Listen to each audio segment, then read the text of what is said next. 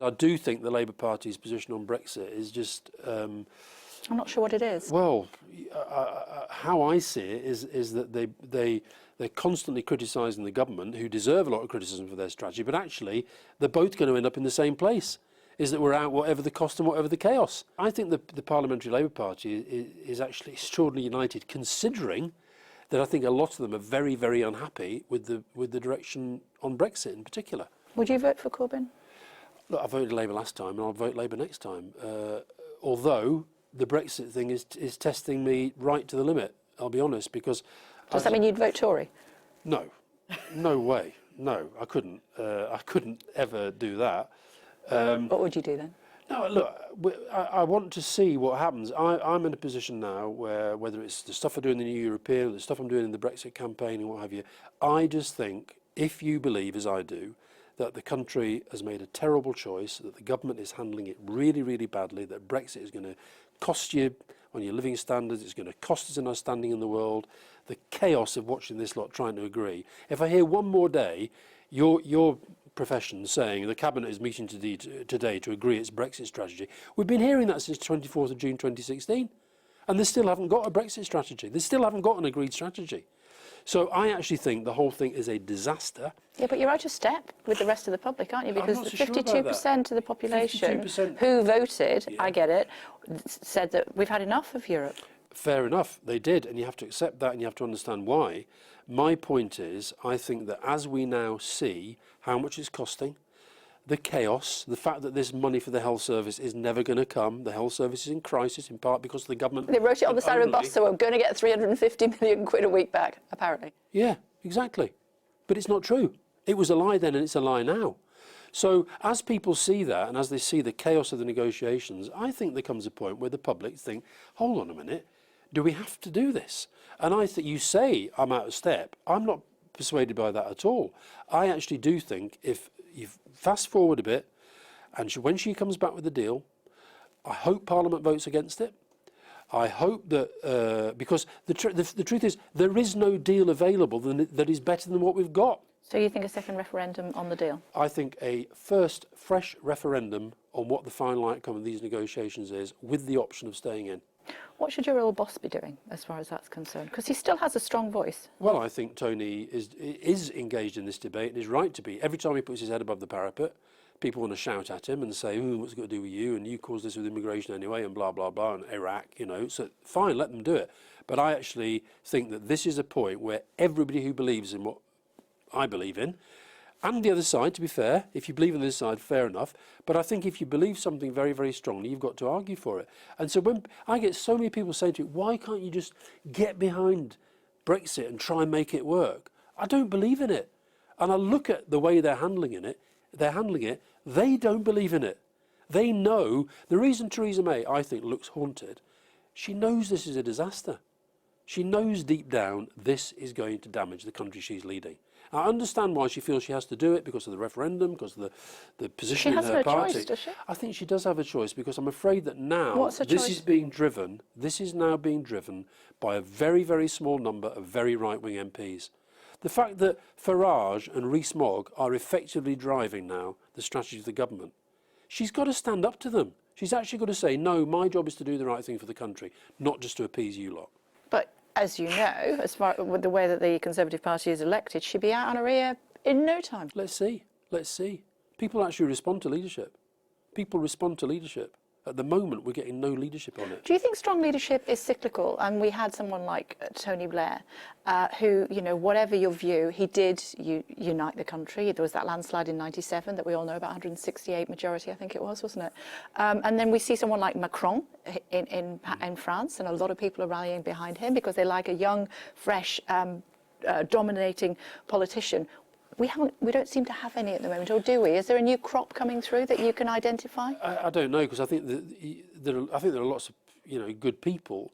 I don't think you can really tell until they get very, very close to it. And even when they get there, so when Theresa May took over, there was a sort of sense in the political world, well, she's been pretty good as Home Secretary, and what's been apparent is that she hasn't really been able to make the step up. So you don't know. Macron again. You didn't know. I've met Macron, and I mean, he's a very, very special politician. He's been described as the heir to Well, Blair. I think he's got something very, very special, and I think he will be great for France. And we do at the moment seem to have a very, very weak crop of politicians, and that is a danger for the country. It really is. That's why, I mean, it's ridiculous that Jacob Rees-Mogg has become this sort of huge figure in our politics. It's utterly ridiculous. It really is. But that's He because... speaks highly of you. Well, but honestly, it's like the image we're projecting to the world at the moment, we're becoming a joke. Can I ask you about mental health campaigning Yeah. and your involvement with that? And I know that your brother wasn't well. He had schizophrenia, didn't Yeah. he? Is that how you first got involved campaigning? Well, I first got involved campaigning on mental health when I started work for Tony, and the press started to write about the fact that I had a breakdown.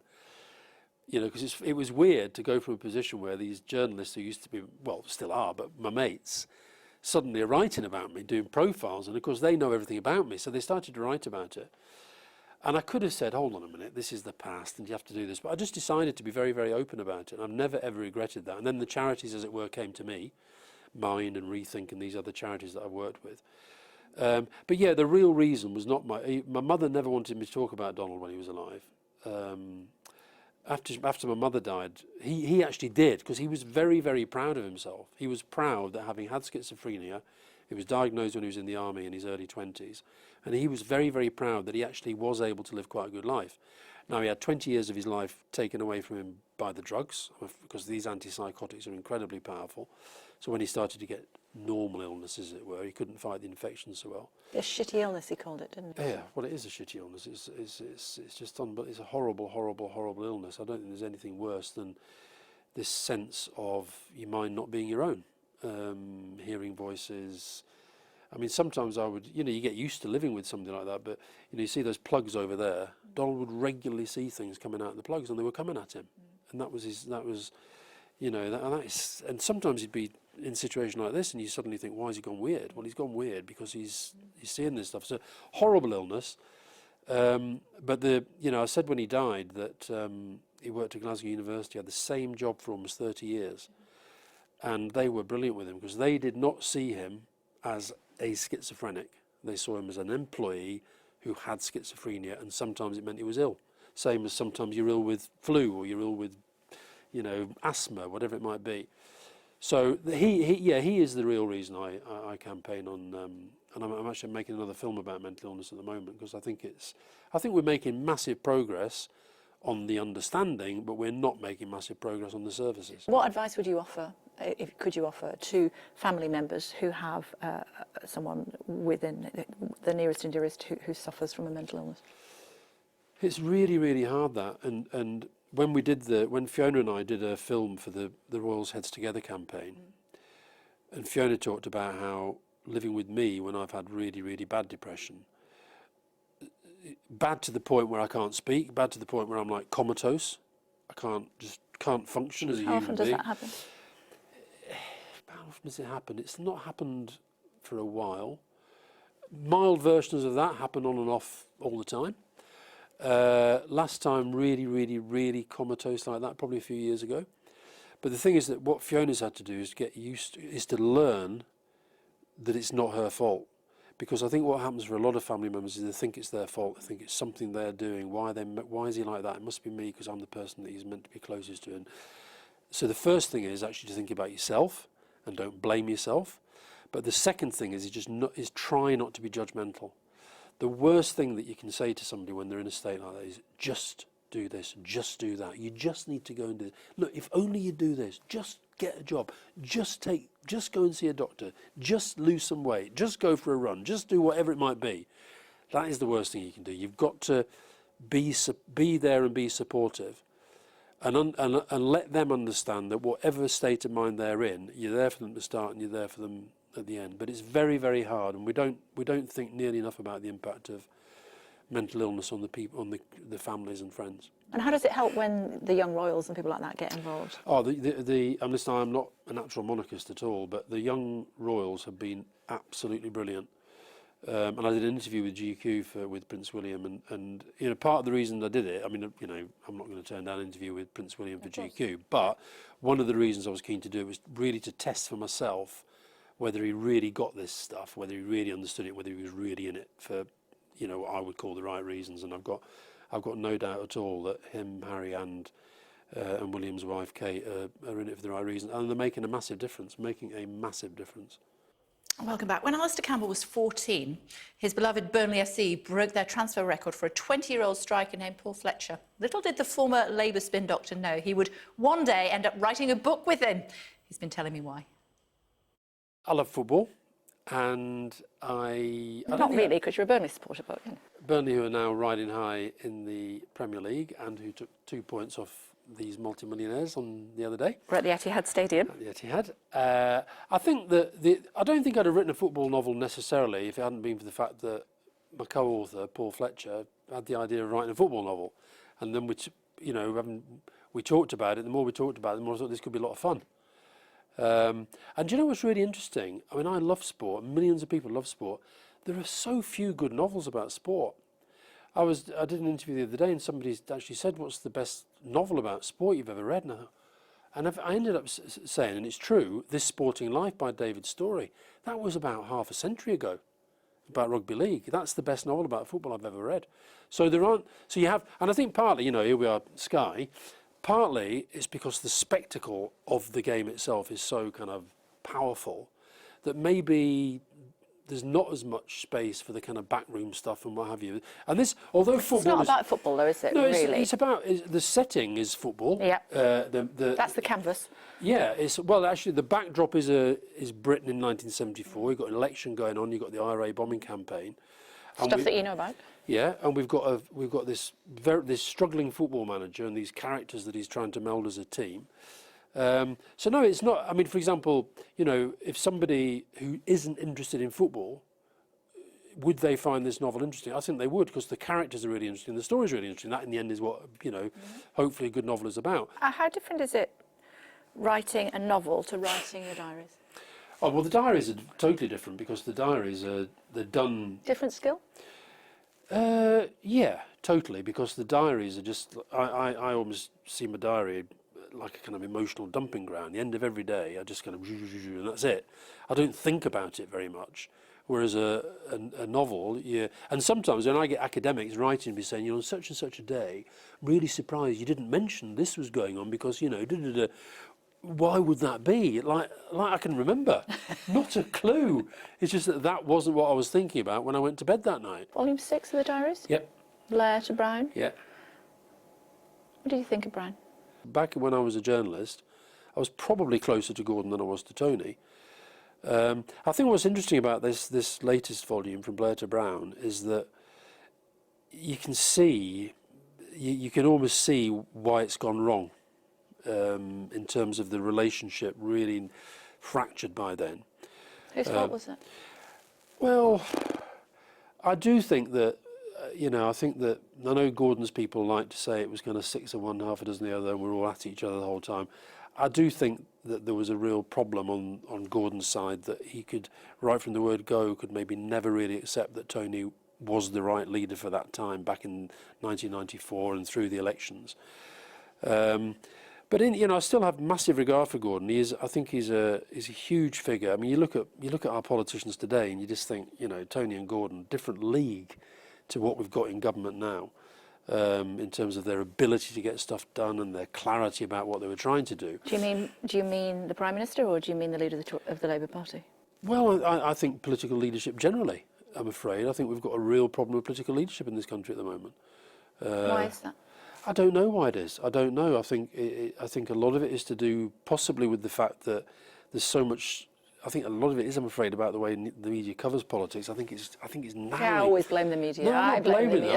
I'm just saying, it's a fact though. Fewer and fewer people are even thinking about a political career, so therefore the pool is getting narrower and narrower and narrower, and you see the sort of people. I mean, honestly, I look at people in the cabinet today. Some of them. I mean, I think there are some people there who you can see are reasonably competent, of you, but very few of them would have got into a cabinet 20 years ago.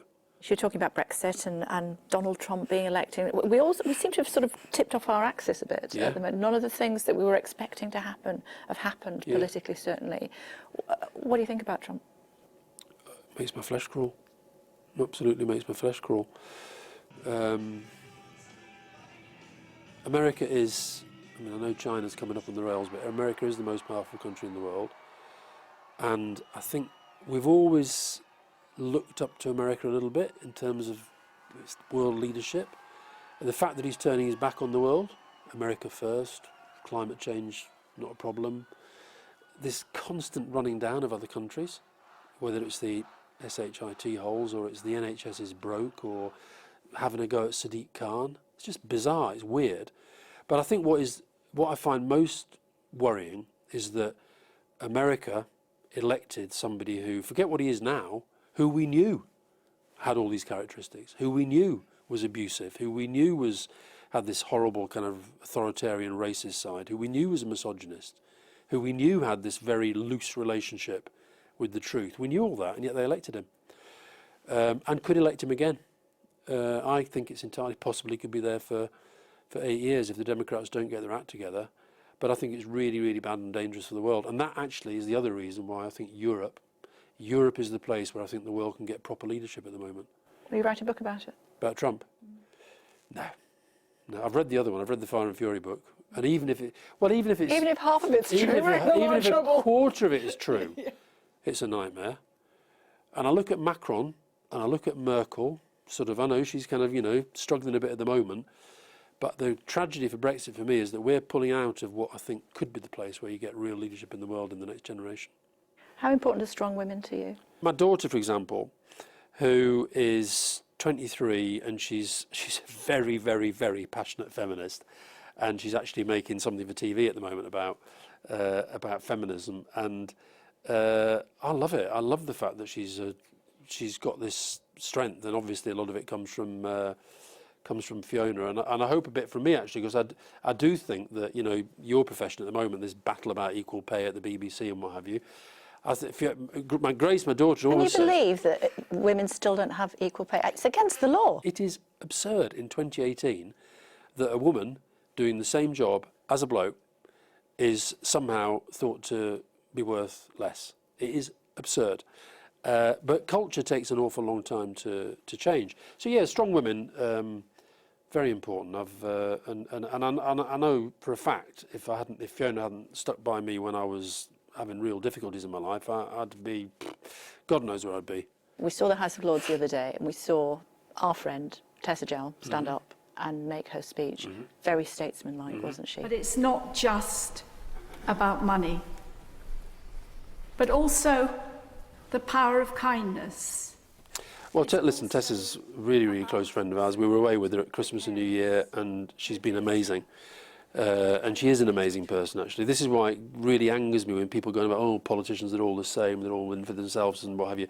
Tessa is the best of public service in politics. She's totally, totally driven by doing whatever, even now with a brain tumour, she's campaigning to get better treatment for people with brain tumours. And that speech she made in the House of Lords was absolutely incredible. Given that, as I know, having spent time with her over the holiday just before, just how ill she's been, and also the effect that is having on how she speaks and her command of language and so forth. To stand up as she did and make that speech was incredible. But she's an incredible person. She really is.